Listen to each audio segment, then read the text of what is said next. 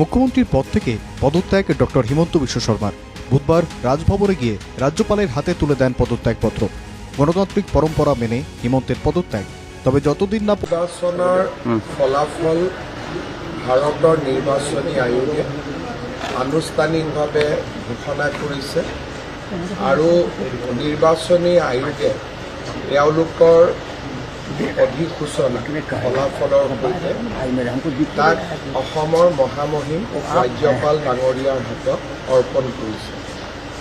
গণতান্ত্ৰিক প্ৰমূল্য আৰু পৰম্পৰা ৰক্ষা কৰি নিৰ্বাচনী আয়োগৰ অধিসূচনা ওলোৱাৰ ঠিক পিছতেই মই অসমৰ মুখ্যমন্ত্ৰী হিচাপে মোৰ পদত্যাগ পত্ৰ অসমৰ ৰাজ্যপাল মহোদয়ৰ হাতত অৰ্পণ কৰোঁ।